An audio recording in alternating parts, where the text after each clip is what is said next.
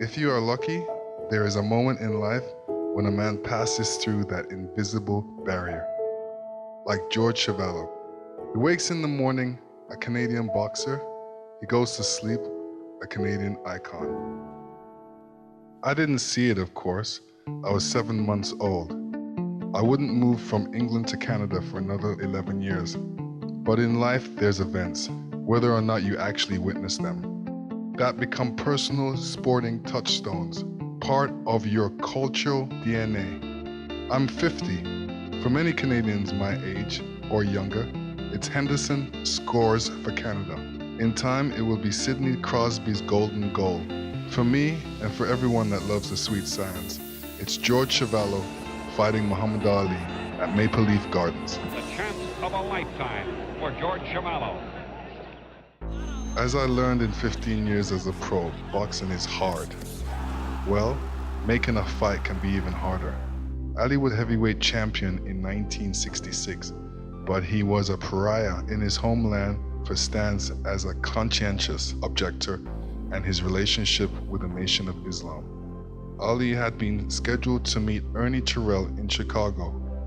Illinois didn't want it. No other American boxing jurisdiction would welcome Ali. The Ali Terrell fight was going to take place in Montreal, but the mayor and the Quebec premier wanted nothing to do with the Ali fight, and Terrell wanted nothing to do with Montreal. So on March 12th, George received a call asking if he wanted to fight for the title in his hometown in 17 days. If they had said tomorrow instead of 2.5 weeks, George would have said the same thing. Absolutely. Say, woman, can you box? Ali always came up with nicknames for his opponents. George was the washerwoman.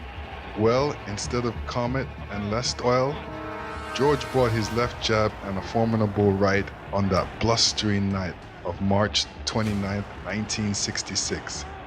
No challenger had gone the distance with Ali since he had become world champion. Chuvalo would. So maybe it was sometime in the 15th round as George kept advancing, undeterred by a blizzard of punches, that Chuvalo slipped through an invisible barrier when he crossed into the pantheon of Canadian sports heroes. George wore his courage like a badge on his black trunks that long ago night. Ali won the fight handedly, but fight George did. When it was over, the champ went to the Wellesley Hospital because he was urinating blood. George, he took his wife dancing. That was 50 years ago. In 1988, I won an Olympic gold medal representing Canada.